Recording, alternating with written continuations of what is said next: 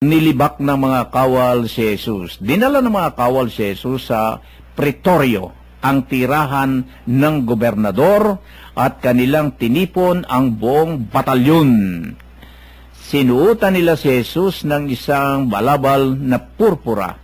Kumuha sila ng halamang matinik, ginawang korona at ipinutong sa kanya.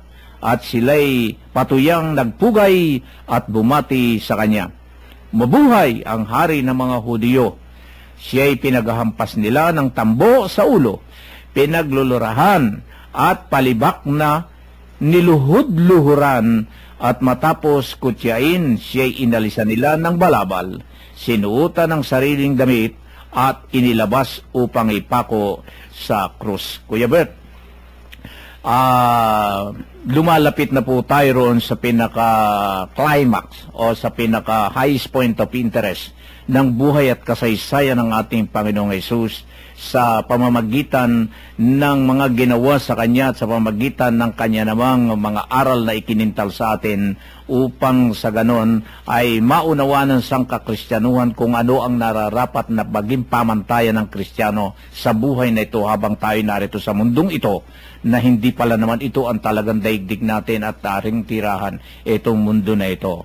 Dito ho sa ginagawang ito ng mga Hudyo ng mga panahon na yun, na ginawa siyang kinukutya siya, nililibak siya.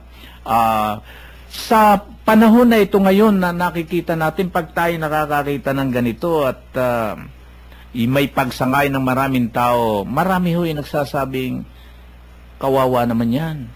Mayroong nagsasabing mabuti nga sa kanya. Ganon din ho noon.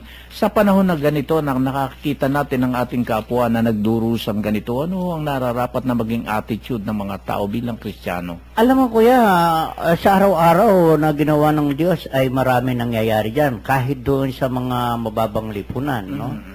Kung minsan mayroon na nga nangyari sa tao, kinukutsa pa no? Meron na nga sakuna kung minsan sa kanya, kung minsan nililibak pa Pinahihiwatig ng ating Panginoon, napakapangit ng ugali ng ganun tao. Kaya huwag nating tutularan ang mga ito. No? Kasi kapag tayo ay nanlibak ng ating kapwa, tayo ay nanuya ng ating kapwa, ang tinutuya natin ang Panginoon Bakit? Dahil sabi niya, ang ginawa niyo sa pinakamaliit na kapatid ko na ito, ay ginawa niyo sa akin. Kaya ang Panginoon ay nabubuhay sa bawat isa sa atin. Ano man ang estado niya sa buhay. Mababa, mataas, o doon sa pinakamababang antas ng buhay na ito.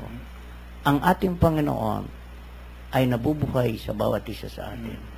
Pero, kung ikaw ay nasa katotohanan, kailanman ang Diyos ay hindi mo kapanig kailanman. Anuman ang iyong antas sa buhay. Kaya nga, kung tayo ay tunay na anak ng Diyos, tagapagtanggol tayo ng katotohanan, mamuhay tayo ng ayon sa katotohanan, upang masunod natin, at upang maisakatuparan natin, at upang matulad tayo sa ating Panginoon.